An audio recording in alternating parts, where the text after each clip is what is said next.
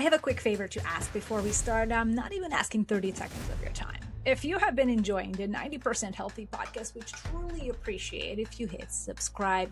It genuinely helps us grow and reach more people and keep bringing you thoughtful conversations about health that actually moves the needle without losing your mind. We're really, really grateful that you're here and continue to be. Now let's jump in the episode. Welcome back to the 90% Healthy podcast. I'm your co-host, Claudia, and Don. We are year 2 officially. We are starting. Yeah, it's so cool. I think about back to when I sent you that text as I was driving across. I think I was driving across Alabama. You were at the driving, time. yeah. We were driving from North Carolina out to Vegas, I think, and I was listening. I said, you know what? I need a good partner. I need a journalist. Yeah. And I said, I've got this idea. And we are a year in. We're starting our second year, which is so cool.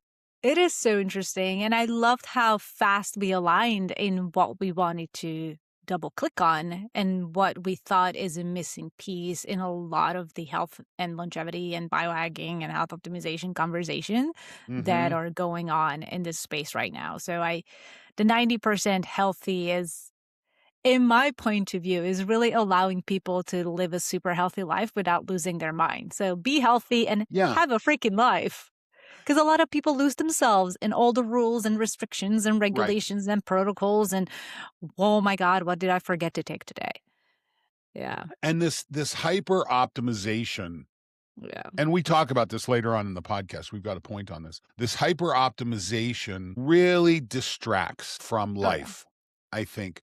And now, I talked about it, and when we had the Tommy Woods podcast, I said, archaeologists said we evolved for 2 things, to find food and to mate. I believe there's a third thing. It's confirmation bias. We want someone to confirm our biases. We do love that.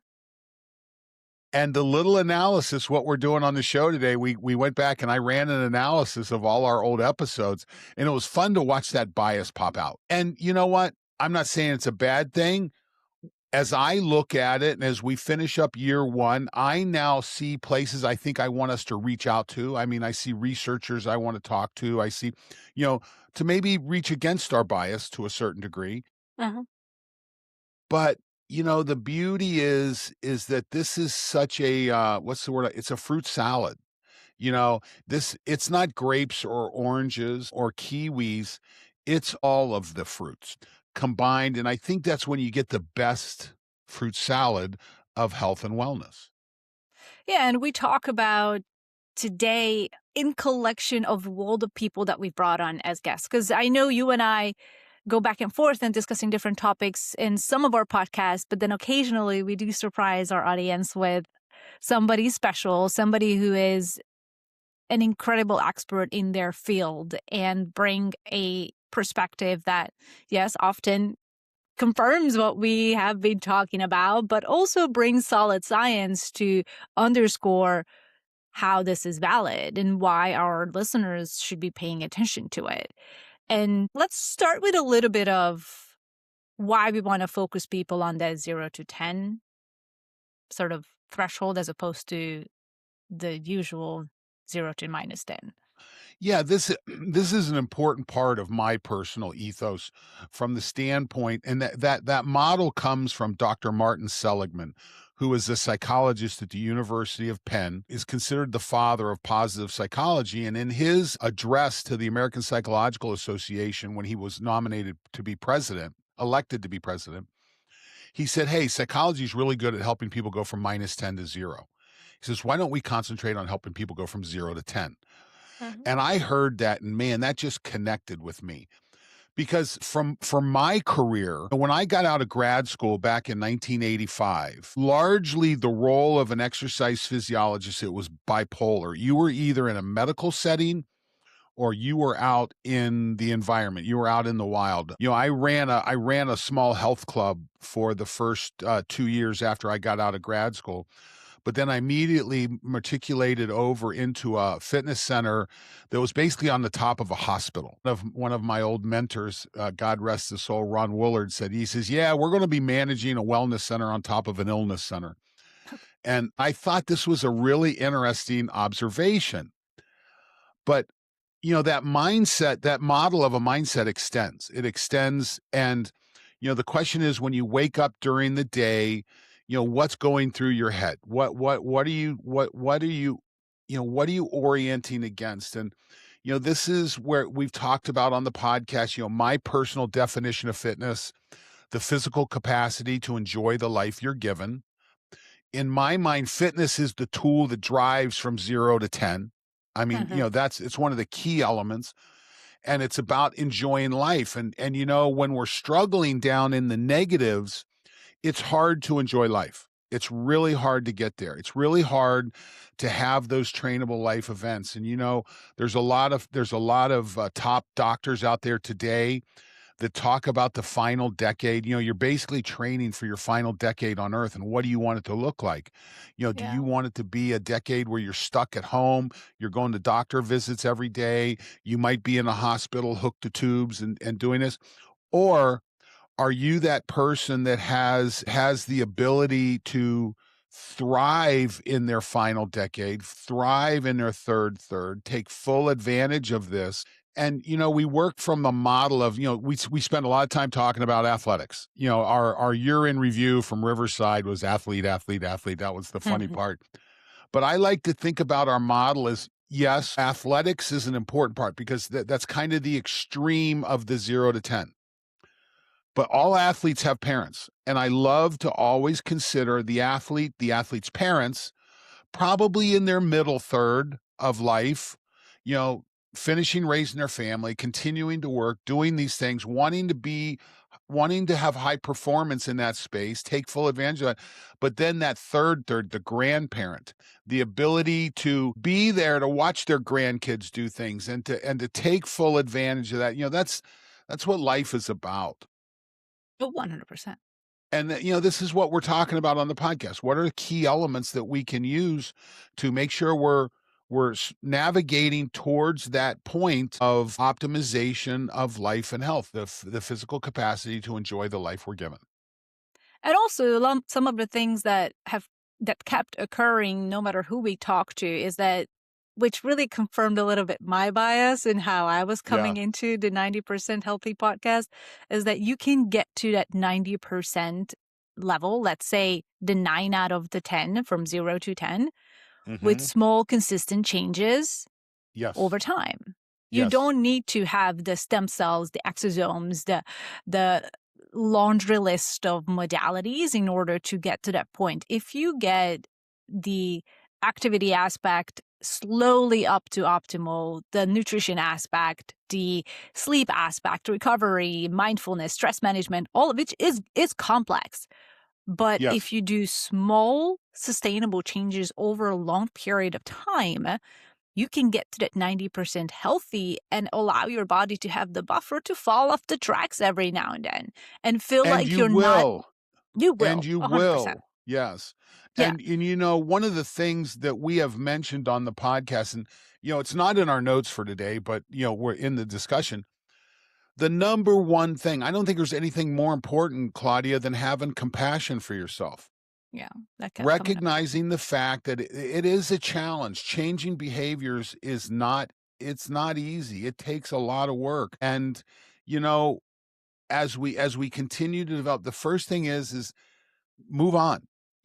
You have a bad day. I've been watching the Olympics lately, and they're talking about. I was watching biathlon the other day, and Uh-huh. which is you cross country ski and then you pull a rifle and you shoot, and they're shooting anywhere from 2 inch to 4 inch targets at 100 meters. Yeah. This is hard to do, and then you've got your heart's pounding, and all the things that go with that. And they said the best athletes forget. If they make a mistake, they forget and they move on. And I think that's the Goldfish. ultimate description of compassion. Yeah. It is very important because then your health habits are creating an extra level of stressor that is not going to make you healthier. And we've known that. And a lot Right. of our guests have talked about this. So let's dive in because I know we're going to run out of time if you keep on discussing all the things that we started this podcast with. But I do want to encourage our audience to drop comments below and let us know why you keep on hitting play on the 90% Healthy podcast. And also bring us some ideas. What are some of the things you struggle with that you want answers on? And also, what are some of the guests that you really enjoyed and maybe want to have us bring them Absolutely. back? Yes, Because we will. absolutely. Yes. Okay. All right. One of the main things that kept coming up over time in a lot of our podcasts was physical activity and exercise, because Yes. there's no independence and there's no longevity. There's no strength without getting up from the chair and get your butt moving, even if it's Right. just a little bit. And you know And that more and than this anybody. this got reinforced with Tommy Woods, our Uh-huh. last episode. Tommy says the brain works a lot like the body. The body is designed, we are designed to adapt to stress, use stress. Now, and we've talked about stress many times on the podcast, and that term can get kind of, beat up a little bit, but there are scheduled planned stresses we can put on our body. You know what? When I sit in front of my red light therapy, that's a stress. We're putting a stress Yeah. in. When I get in my sauna over here, that's a stress. When I exercise, that's a stress. And the body adapts to that and gets stronger. And so does the mind. The same way the body stops adapting to exercise when it's routine and you just keep doing the same thing over and over again, it's important to have variety. Same thing with the mind, that once you get into a routine, once something becomes easy, you got to go find something else. Yeah, you need stimulus constantly. You need to switch up that stimulus because otherwise you plateau. And a lot of people, I'm sure, who have tried any type of intervention or whether it's cognitive or physical, they've noticed if they keep doing the same thing on autopilot, as much as their brain likes it because it becomes comfortable, it knows what to predict. I mean, it is a predictive algorithm in our Right. head. It constantly wants to predict the next possible outcome. If it becomes autopilot, it becomes really comfortable, but you don't grow under comfort. Exactly. And, Yeah.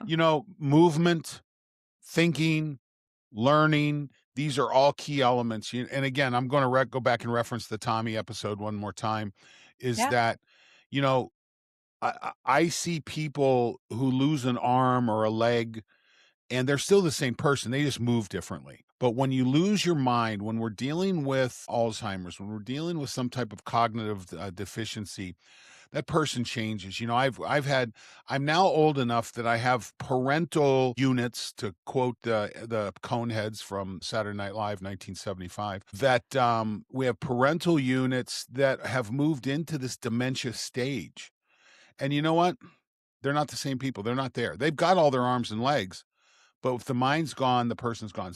So much of Yeah. this, and movement is a key element. Movement starts producing this thing called brain-derived neurotrophic factor. This is what stimulates neural connections in the brain. It's key, and we know that we build these neurons throughout our life. We used to think that we got a batch of neurons when we're babies, and then about two or three, they kind of get shredded back, and that's what you have. Nope, we've learned that no, this is something that goes on for your whole life, and it needs to be part of it. So movement, critical. Support your energy systems. Energy is critical. You don't die when you run out of time, you die when you run out of energy. So I you're love it. constantly pushing to build energy.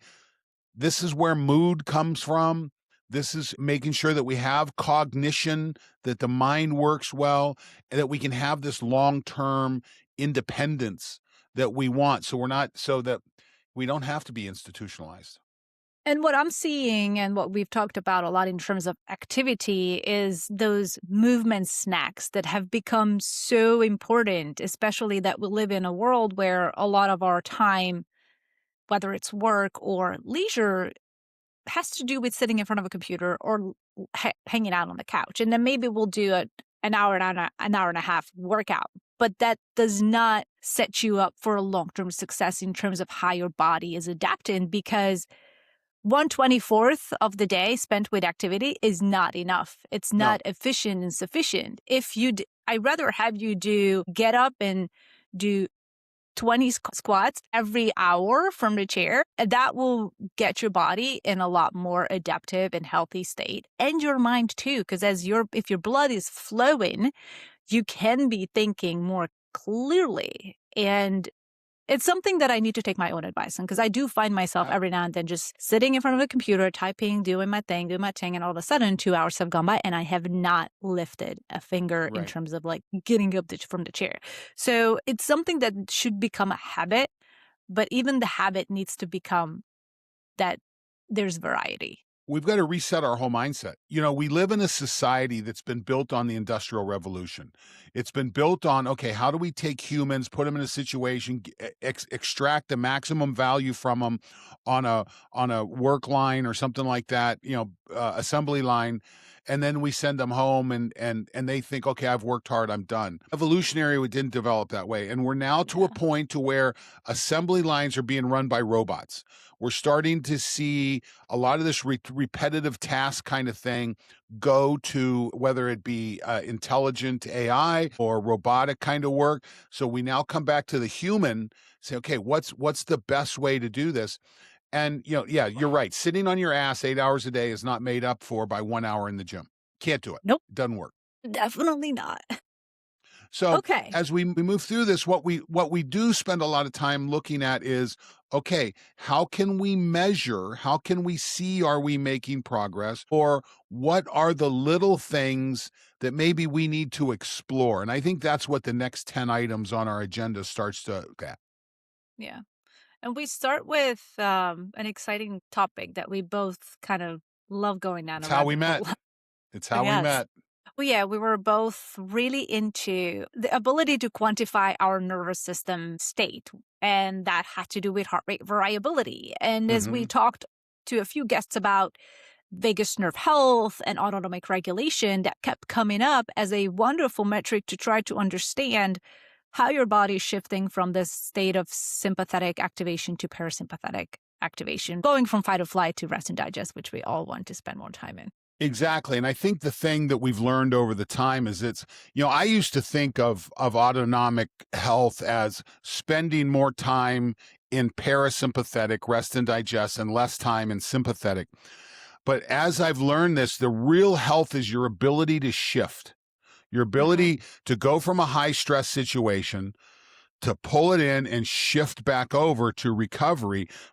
That is the real key. And that's where things like visualization, these are free techniques. These are things that you can learn, that you can do for free along the way. So, if you go back to episode 24 that we did with Dr. Nawaz Habib, so much of this, listen, this is what Nawaz specialty is. He wrote a book called Upgrading Your Vagus Nerve.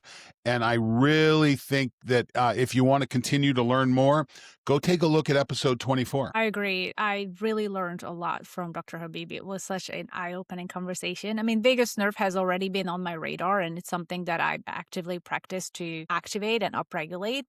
But man, the power it has over your entire body and your nervous system is just mind blowing. And how much vagal tone is so important to really pay attention to. And And it we gets lost in all kinds of conversations. You're absolutely right. And you know what I learned from this, I was out in Las Vegas December a year ago, so 13, 14 months ago. And I saw this presentation about vagal nerve stimulation on head injuries and war fighters and so forth. And I thought, wow, this is really interesting. And to that point, I had never considered the continuity of the vagus nerve as being a variable. So we added a vagal nerve stimulating unit to our household probably 5 or 6 months after that. And the benefits that have come from it, nearly Ozempic like effects on management. And it's always important to go back to I feel bad about this, but I've spent years teaching the orthodoxy of weight loss is about calories. It's a math equation. It's not. Mhm. Okay. Yeah. Weight loss is about hormones. Hormones are about stress. Recognizing what's going on there. And both Laura and I have seen wonderful benefits. I got on the scale the other day. I'm down to about 255. And I've not been there for a long time. I've been walking around this earth for 40 years, a little over, north of 270 pounds. Um, Hmm. but I've always had this belly. I call it a cortisol belly, Hmm. probably a lot of liver fat in there. It's not good stuff.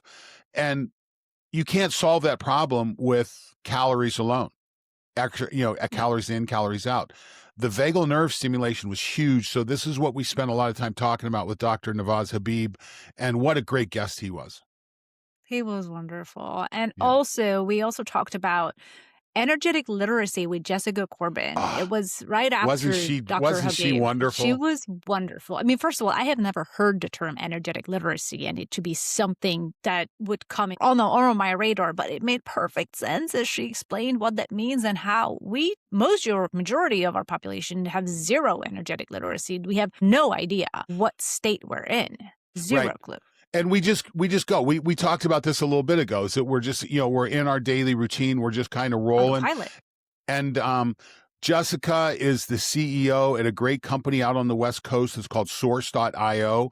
If you are a corporate leader, if you run a team and you want to introduce this energetic literacy to your team so that people understand, why am I feeling off today? Or listen, you get it in relationships. There's just some times when, I'm having a shitty day, and I can either say it, my mate can detect it, or this just gives us another, it's a dashboard indicator light. And I love their concept of push, maintain, or recover. That when you show up to work, or you get up in the morning, you do this measurement, I'm going to be on. We see this with athletics. I saw this with my wrestlers. My daughter saw that with the lacrosse players she coached up at Northwestern when they were measuring. She said to me the other day, she says, Dad, I would do this quick recovery test using the first beat system that they were using. I knew we were going to blow someone out. It was going to be a close game, or we were going to lose. That's an amazing insight for a leader of an organization, a coach, a CEO. So yeah, seeing Jessica and Source.io, what a wonderful resource is out there for you. Yeah, it is really truly a gem. And I think a lot of people, whether it's in their life and like you said, or in the corporate setting, it really helps understanding where you are to know how far you can go. Because Yeah, if you're just sort of guessing that like, oh, I can do this today, and then that's why a lot of people keep burning out because they do not notice the warning signs that keep flashing left and right that, hey, I need to take a second to regulate. And that doesn't have to be a week-long vacation where you're on the beach sipping margaritas, because the right. ideal that probably will not get you that regulation that you're looking for. There's a lot more that you can do just daily Yeah, and let's to go back to what regulate. we talked about just a little bit ago. It's not about time in the bucket. It's about your ability to shift between buckets, your ability Mhm. to shift from stress to recovery. That is the Yeah. secret. That is the real piece. And again, these techniques that we do, and we'll continue to talk about this on the podcast, because when Yeah. I look at 90% healthy, and I look at your ability to move from that 0 to 10, having there's this funny joke that someone's indicator light on their dashboard was always on, the check engine light. So what they did was, instead of getting the engine checked, they just put a piece of tape over the light.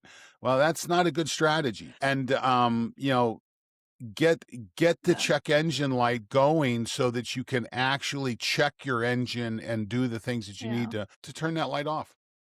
And I think that one of the most powerful things about the 90% healthy is the ability to be flexible. Yes. It's your ability to keep adapting, keep being flexible, because it's that rigidity that creates a lot of tension and puts the body into this, I don't know, lack of Compassion is the word you're looking for. compassion. Yeah, probably. Just Okay. be Yeah. compassionate. So yeah, that Yeah. was really cool. Man, episode 18 really felt I like this love was a it. turning point for us. Yeah. You had a relationship with Dr. Alicio Fasano. I'm blanking on the name of his book right now. It'll It's come to me it's in a it's minute. a gut related. I'm gonna look it up. Let's see. Yeah. Gluten books. Here we go. Gluten freedom Gluten freedom. We had read this, and so gut feelings. my wife Laura is celiac. So we had gotten his book and read it, and then doing a podcast, and he says, "You know what? I interviewed this guy, Harvard researcher, an alpha, just an absolute alpha. We talked about Tommy Wood a little bit, an absolute alpha." Um, and that's been the fun part of the podcast. But when we got Yeah. Dr. Fasano on, man, that was so cool.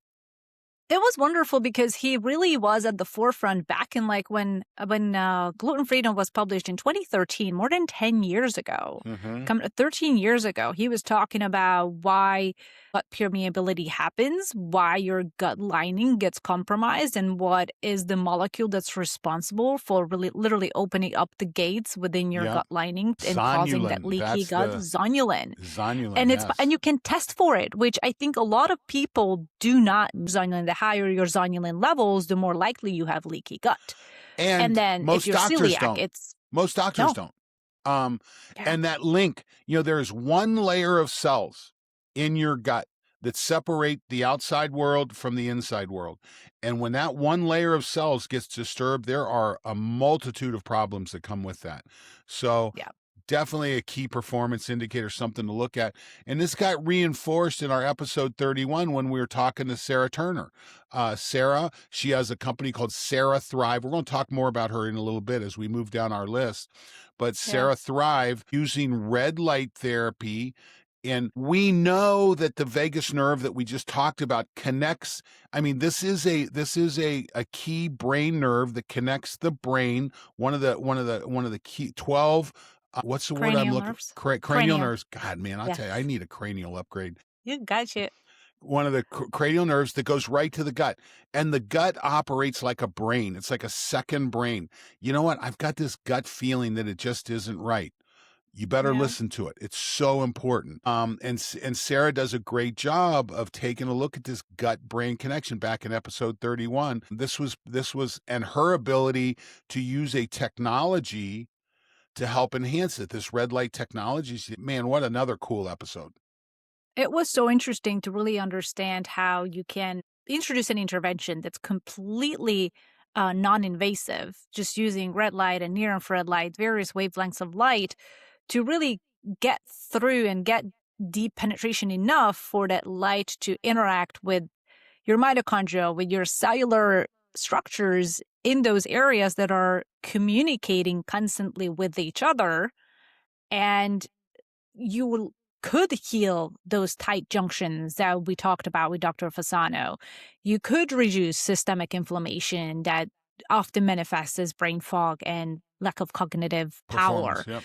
and performance. So there is so much that can go into these modalities that seem extremely simple, but I personally use red and near infrared light on my midsection, on my gut all the time. And Yes. I think it helps with but not only my microbiome health, which they both have talked about the importance of a healthy, diverse microbiome, that Hmm. we do not have a healthy body if the bugs in our gut are not happy. So, Yeah. And let's just jump down to 5 on the agenda real quick, because let's yeah, just stay on the topic. Because I like that. in episode 50, we had Robbie Bressner on from Therisage, and we talked about they just released a new product that has red light therapy, PEMF therapy, TENS So therapy, good. all in a single device. And we spent a lot of time talking about the role of red light therapy. Listen, you use it. It's over my shoulder here. We've been using red light therapy in our family for probably 5 years now. You know what? It's not an easy investment. You've got you it's I think the unit over my shoulder cost us $1,500. When you look at good red light, that unit that Robbie was talking about, that's $1,000 unit. But it's a lifetime investment. It's not something Yes. you replace in 2 years. Well, and for in our life, so my wife and I get up in the morning. There's usually a cup of coffee that comes early in our day, but literally we start a routine right then. Vagal nerve stimulation. She goes for 4 minutes. I go for 6, or do I go for? I go for 8. I go for 8 minutes, and then one of us is in here in the red light. A funny story about red light therapy. I don't know if I've told this on the podcast before, but we got this unit, and I had it in our bedroom of Oh, the house that we it's used to have. And I'm like, you got to try this. You got to try this. And Laura finally, and we sat on a chair. If you're doing red light therapy, take your clothes off, get naked so you get all the light on your skin. It's really important. Well, it was in our bedroom, and while she was doing it, I walked outside and I looked, and the bedroom window was glowing bright red, like there was a yeah. nuclear reaction taking place. And then I showed her, and she says, "Okay, we're moving that." So we had a bathroom in the middle of the house that we moved it to with no windows. Who cares what other people think on the outside? Well, some people do, and you don't want someone to think you're having a nuclear reaction. I don't know, Yeah. maybe you do. But yeah, that was a funny event. Now we have it. It's in my office. I don't have any windows in here. Yeah. And you know what? It's part of our routine. And when we don't do it, you notice it. One of the cool things about Robbie's technology is that it is very portable. It's usually a roll up. I can't travel with this thing. It's in a metal case. Yeah. You just can't travel with it. I travel with Robbie's stuff. His Tri-Light unit. When I fly, my knees get really sore. They get inflamed. They get really sore. So I Uh-huh. usually travel with both red light therapy units and compression therapy units.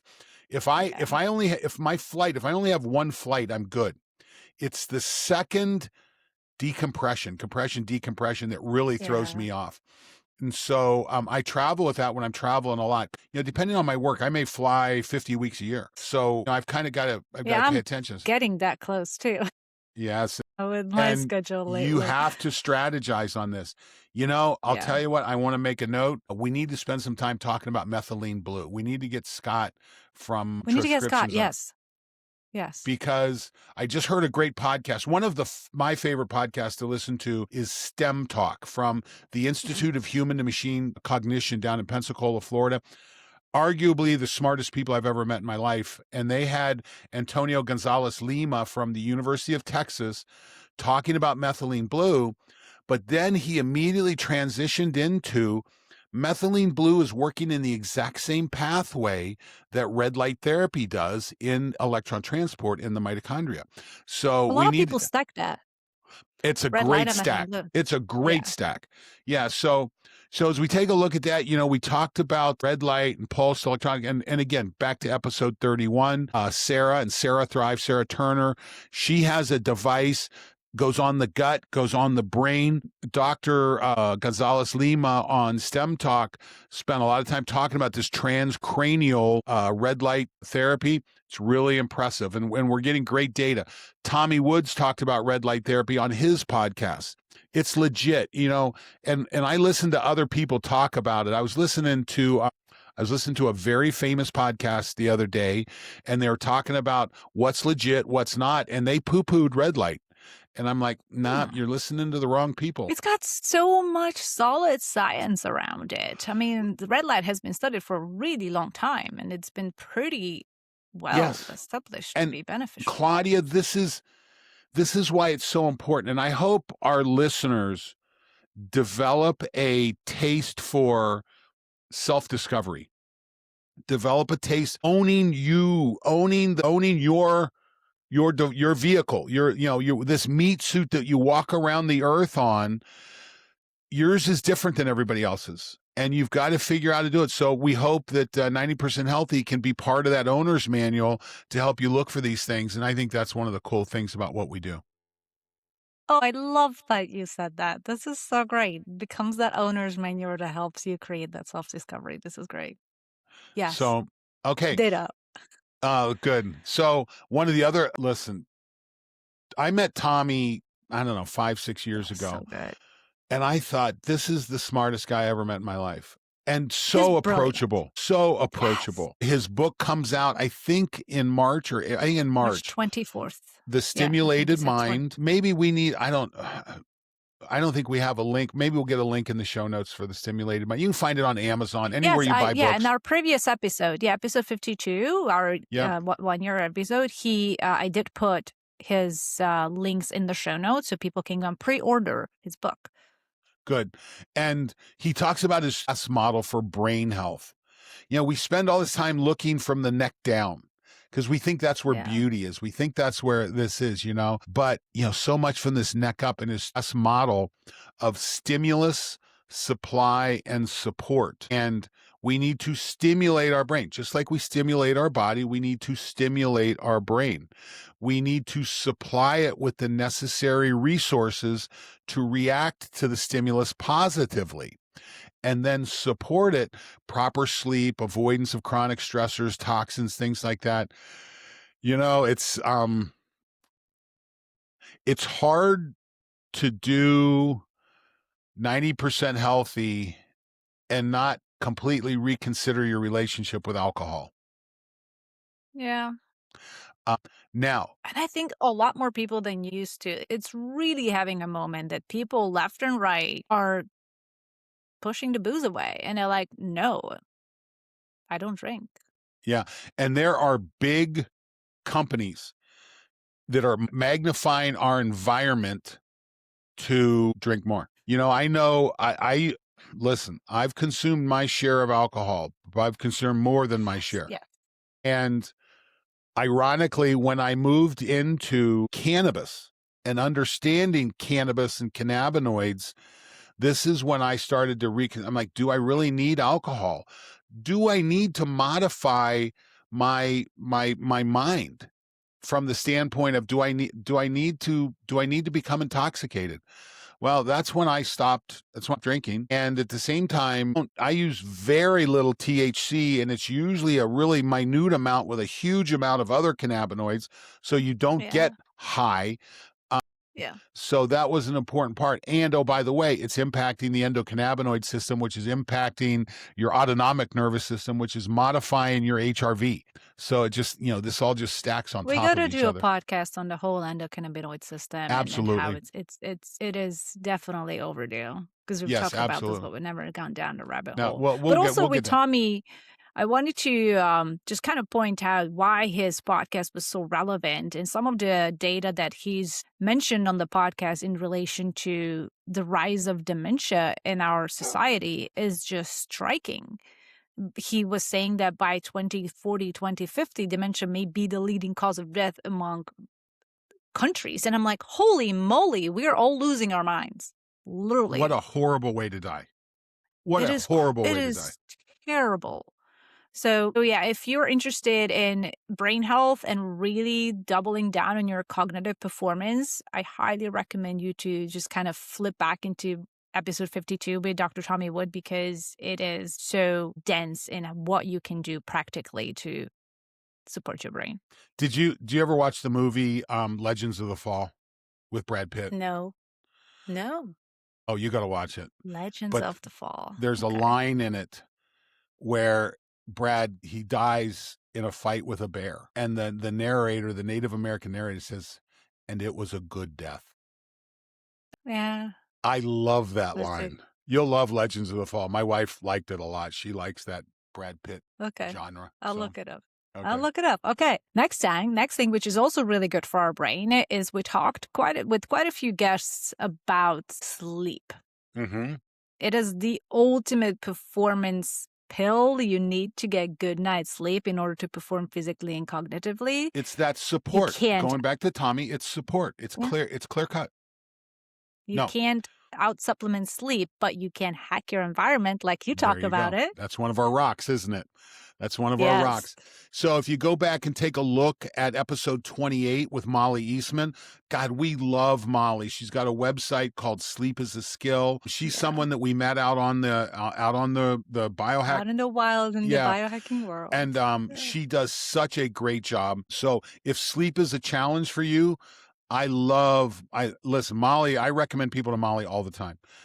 She is a clinician, a consultant in this space, and she does a great job. Her website is excellent. And then go ahead. Just wanted to double click on Molly, how she makes sleep optimization super approachable. Yes. She doesn't start with, this is what you need to take. It's all about like, adjust your light, adjust your timing, adjust your temperature, wake up at the same time every morning and go to bed. Just align your inner clocks to nature and feed into those zeitgebers, those time givers that we as humans have evolved over time. So it's that circadian rhythm entrainment that she talks about, which is it's a new way of looking at it. And I like how it's not medicate your sleep, but really regulate your sleep in so many better. Yeah, and I'll tell you the So thing. better. One of the things that she does, I think, is really cool. Is she does these Aura Ring audits.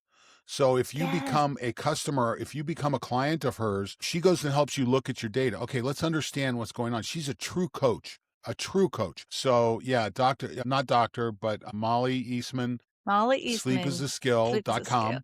And then recently we had Dr. Daniel Gardnerberg. and his app, I don't have his app's name up here. Do you remember Sleep what it space. is? Sleep Space. Sleep space. Yeah, yeah, yeah. What a cool episode, episode 49, using technology. Now, his app runs on your iPhone. You don't need another wearable. It's a pretty cool little application. I haven't totally gotten my head around it yet, but I'm starting to explore it. This idea of sleep alarms, understanding sleep cycles.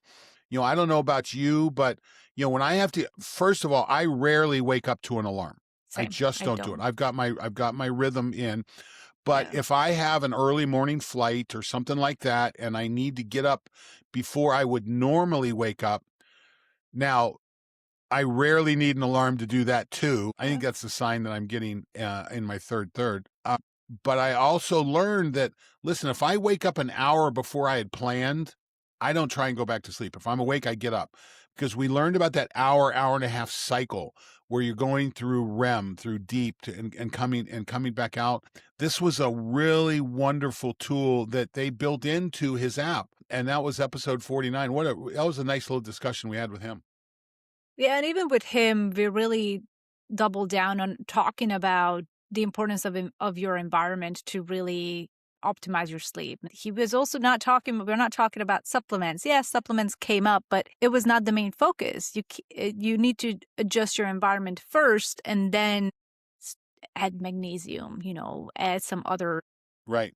things that have been proven to support autonomic nervous system regulation. But it's really interesting how we talked about sound, talked about temperature, talked about just really the ability to wake up at a time when your body's primed to be less groggy and not Mm-hmm. shake you out of your deep sleep when your alarm screams at you. Gosh, I remember I never liked it, Oh. but thankfully I don't wake up with alarms anymore either.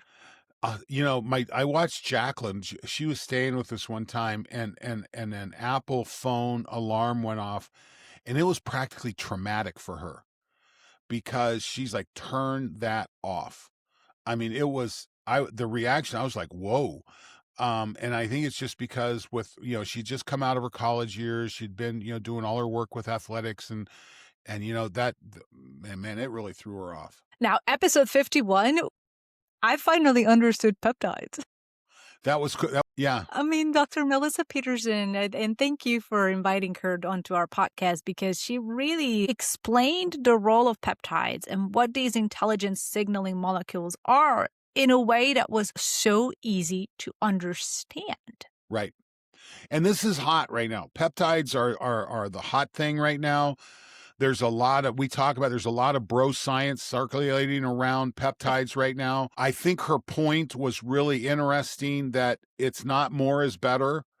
You know what? That's my operating system. What if a Same. little bit's good, then let's go ahead and go 10x. And she's like, no, no, no, no, no. Be careful here. And for our listeners, peptides are small hormones.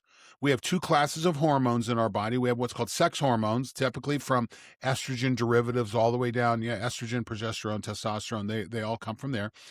But then we have these small protein hormones, and there are thousands of these small protein hormones. The hot one right now is GLP-1s.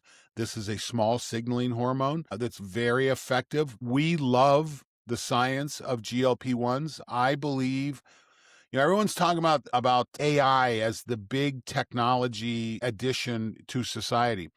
I think GLP-1s can be far more impactful than AI. Because you know what? It's going to go back. And I don't know if you remember, I talked about Jason Hargrove. Mhm. Jason Hargrove was the bus driver up in Mm. Detroit. I remember this back at the beginning of COVID. They interview this guy. He's African American guy driving a bus, just trying to make a buck, to support his family. He's on TV one day saying, yeah, people are getting on the bus, coughing all over me. He says, this stuff is real. 3 weeks later, he's dead from COVID. So this was the thing. This is where I see GLP-1s being a real tool. We see people losing an amazing amount of weight. And going back to compassion, I was listening to another podcast the other day, and they were talking about a big country star losing a bunch of weight, and he's not even using GLP-1s. I I don't know who you're talking about. I don't care. Okay, first of all, I don't care. If they're using GLP-1s, not only are they losing weight, but they're improving metabolic health, they're improving cardiovascular health. There's a lot of side benefits that come from just microdosing and using these tools. So let's not be so effing judgmental. Do you like the word I used, effing? Um, Yeah. but, what starts with F and ends in UCK? Fudging. Fire truck, fire truck. So I don't know where your mind went, Uh-huh. but fire truck starts with Uh-huh. F, ends in Fire truck. UCK. I've heard that Okay. joke before. Um, it's a dad joke. But yeah, let's have some compassion. I think this is and that's what a peptide is. So, and I've used GLP-1s, I've tried them, and you know what? She's exactly right. The microdose, getting that low level is the secret. It is not 10xing that, because I'll tell you what, that shit makes you sick. Right. And also, it's important for our audience to know that GLP-1 is not something we're giving our body because it doesn't have it and it needs it. We do have a decreasing amount, but our body is capable of making GLP-1. And I think why it's important to look at these as signaling molecules is because a little bit can nudge your body to start making more and be more efficient in utilizing what it has. And instead of completely relying on that exogenous source. And of course, I love how she also really shared how much of what's the right word, how much policing we should be doing in terms of where we source our peptides from, because there are a lot that are not clinically verified or are not pure as much as it says on the bottle. So it's really, really important to go to a credible source. And also, if you're somebody who is prescribing these molecules, I mean, Dr. Peterson, she's got an amazing website, the Peptide Peptide University, University, where yeah. you can get educated on how to adequately and appropriately use these tools with your clients and patients, Yes, because it is a absolutely. bit of a wild west. And she has created this incredible platform for clinicians and physicians and people to just really go and learn and continue their education around these, because there's not much that goes into this area in medical school. No, no, But not yet. And again, if you're at the gym and the local bro says, "Hey, you want to try some peptides? I've got some stuff." Man, I'm telling you what, there aren't dead bodies and broken bones yet, but I really or think at least there's not reported. not. And you know what? You start injecting something into yourself, you got to be careful. So, okay. So, one of the other topics that we got to listen, we love data, we love wearables, we love simple data. And episode 41, my friend Jason Moore from Spreen, the Spreen used to be a company called Elite HRV, and that's how we met back when I was back at Ohio State. Um, and that has evolved into the Spreen app. So that app not only will measure HRV for you, but it also has this amazing technology. You set your phone up, you wear some tight fitting clothes, it takes a couple pictures and accurately predicts your body composition. I use the term body composition for a reason. Hmm. A lot of times we call it body fat. Stop thinking about fat, okay? Start thinking about building lean mass. Lean mass is the gold metabolic tissue that we want to carry across all three phases of our life: first, third, second, third. The more mass you carry, the better off you are. And this gives you a great indicator. Am I moving the direction I want? Am I building lean mass? And that's what a great, and it's for the average person, it's the equivalent accuracy of a DEXA scan. And DEXA scans can be anywhere from $250. And this runs in an app for, like, I think it was like $6 a month. Yeah, it's very easy to use, and it's a great way to track progress over time. Obviously, like I think with a lot of things where you don't want to compare one device's measurement to another in terms of understanding where you're progressing. Like, I don't think we should do, oh, I'm going to do the app and then 6 months later, I'm going to do a DEXA and I'm going to see if I progressed. I Yeah, would yeah. rather have you compare your app data to your app data over a period of time and see what changes there were. And I love how with this mindset of focusing on that lean mass and how much muscle mass you have is really the shift in focusing what do I have to gain from my training, from my Mhm. program, as opposed to how much I have to lose when it comes to losing fat. It's This if you're as long as you're focusing on gaining muscle, you will lose fat. this It's has just been rich. one of my concerns with GLP-1s. People Mm-hmm. who have struggled to lose fat, get on the GLP-1s, they work, and all of a sudden their need to exercise goes away because they're Yeah. exercising to lose weight. Wrong reason to exercise, okay? And this has Yeah. been a problem. Literally, there should be a prescription for strength training that comes with your GLP-1 prescription. There should be. There absolutely should be. The better docs that I know, not only that, they will not extend the GLP-1 unless these people are bringing in food logs showing the amount of protein that they're eating, showing the amount of fiber they're getting. One of the downsides of GLP-1s is constipation. You've got to boost your fiber. You've got to get a high fiber diet going if you're going to use this, or your constipation could be horrible. Yeah. And if you're not lifting, if you're not doing strength work of some kind, you're going to lose that metabolic gold of lean mass. So, Up and the protein too. up to pro yes, absolutely. So that was Yeah. back in episode 41. Again, Jason, a good friend, a great product, has been a great developer, and love that tool. And since we're talking about tech, I wanted to fast forward a little bit down to when we had Eric Malzone on, Mm, the Future of Fitness podcast host, F1 episode 38, because with him, we talked a lot about the future of fitness in terms of how AI is making an appearance in how people are creating programs and how people are quantifying their progress, and how, as much as it's a tool to be incorporated into people's regimen, there is no replacement of a human connection of a coach. And I think he made really good points in how he's seeing also the fitness industry changing, or really those high value, low cost gyms becoming very popular, but also places where you can find healthcare offers and healthcare services in conjunction with personal training and a gym facility. So there's a lot that went into that episode too. Ultimately, one of the core elements of being human is connection and community. There's Mm, no two ways about that. yeah. And the same way, you know what? There's advertisements for Aura Ring during the Super Bowl. There's you walk into Costco and here are Aura Ring displays. Why everyone doesn't have one on their finger, I struggle with that. But I do know every time I have a conversation with someone about health optimization and key performance indicators, and we recommend either an Aura Ring or a Now Watch or something like that, it's the human relationship that makes that connection. So that's that coach relationship. And AI is a wonderful tool. Don't get me wrong. I love AI. I love the promise of it in the future. And we're going to spend more time talking about it on the podcast this year. But that human relationship is so important.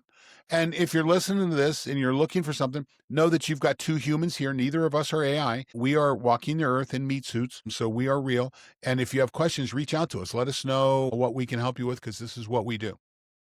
Oh, indeed. Okay, we've got two more Yes. little highlights that we wanted to bring to you. And I think when we had Sandy Martin on at episode 23, it was such a breath of fresh air to really have somebody who wasn't so focused on what can I add, what can I add, what can I add. There's a lot of Right. biohackers do. But her message was around biohacking starts with no. What do I need to remove first in order to allow room for healing? And Yes. her story around the mold toxicity and overcoming that was just very interesting to hear, and how she's built resilience through, at first, elimination, and then adding in interventions that really helped build her back up. So that was really, Editing really is cool. a powerful tool. Yes. Editing is a powerful tool. There's no two ways about it. And this is having that editing mindset, taking a look at your entire routine. Okay, what do I take out? What's no longer benefiting me anymore? What do I need to remove so I can really keep my focus on things? So love Sandy's message. Like, again, episode 23. I think she did a great job. Indeed. What is not moving the needle, you do not need to spend time, energy, and money on it. Right, right. Yeah. And then we also had Steve Carver on episode 36. And with him, we talked about one of my favorite morning activities that I think is moving the needle, and I just really enjoy it. It's rebounding. We talked Right. about those small trampolines and how much benefit you can get from as much as a 5-minute rebounding in the morning. It feels so small of an effort, yet Yes. it kind of gives you a bigger buck for your Bang for investment your of buck. time. It's Yeah. and it's impossible to bounce without being happy. It's Yeah. impossible. So that was the cool thing. I love that it's episode 36 with Steve Carver. And again, there's good science that goes behind the value of this. Yes. It's something you can put in. I don't care how small your house is. I mean, if I can put it in my RV, I can put it anywhere. So what a wonderful little tool. And it's so, I mean, it really helps with that lymphatic drainage. It's upregulating those happy hormones, those serotonin and dopamine, and it's low impact activity, Yeah, which at the same time does give stimulus to your body to then adapt. So if you're not doing anything, starting with just 5 minutes of rebounding it's going to give you and your body stimulus to activate those muscle fibers, to activate those bone osteoclasts or whatever those things are absolutely. called. So it's a very good tool to add even at the beginning of your journey or wherever you are in the morning. It's just fun. Yeah, it's again, that's what I really liked about it. Again, you can't bounce around and not enjoy yourself, not have fun, not have a smile on your Yeah. face. And at the end of Yeah. the day, it's about that smile on the face. So that's Yeah. that's kind of our year recap. So If good. you're listening to this and you've listened to our podcast, we are grateful for you. We thank you. I Yeah. talk to people every week. Hey, I heard this on the podcast or I saw that. And we are so grateful that you'll take the time to spend some time listening to us. If you want to help us, we don't need a nickel. What we need you to do is to like episodes, is to share them on your social media and to follow us. If you'll do that, that helps us do what we need to do more and give us feedback. Again, if you think we're off base, bring it. Okay, tell us. I'm excited to hear that. I've heard criticisms of the way I do things. That's okay. You know what? I usually learn. I believe in winning or learning, not winning or losing, winning or learning. And so, bring the comments, bring the feedback. You can reach us directly you can find me at trainrecoverwin.com or Don Moxley on LinkedIn. And more recently, I just announced more recently that I've become part of the ownership group at Mode and Method, modemethod.com. We make a product called HRV Plus, which is a supplement that I developed, and I'm so excited to be back involved with that company. You can find Claudia at Longevity Journalist on social media. If you want to find the podcast I have found finding the podcast on YouTube, you're better off Googling or I guess it's a Google on YouTube, Claudia Balog, that brings you to the longevity, it brings you to the 90% Healthy 90% podcast. That's where healthy. she puts it. So you can find us on Spotify, you can find us on Apple, on iTunes. Thank you, Claudia, because that is something that you do that I truly appreciate. So I'm very grateful. And thank you, Dawn, for literally showing up every week for us and for our listeners to have discussions with me and nerd out and geek out and bring some incredible guests. A lot of, if not the majority, probably 95% of the guests that we had, if not all of them, were because you made the connection with them and you brought them on and really scheduled and put it on a calendar. So I really appreciate all that effort. I promise I will only bring good humans because I don't Likewise. like hanging out with bad humans. Yes, well, I'll bring good humans. So, and I wanted to also say to our listeners a massive gratitude to keep on listening, letting us know what you want, what you don't want, what you like, what you don't like, and most of all, subscribe because that is what keeps us coming back and continuing. Here's to year 2. Year 2, let's go. Our podcast like dog years. We're going into our 8th year, I know, we're or human. double dog years. Ask Jackson. Okay, I'll talk to Jackson. I'll see you. I'll see you soon. Bye, everybody.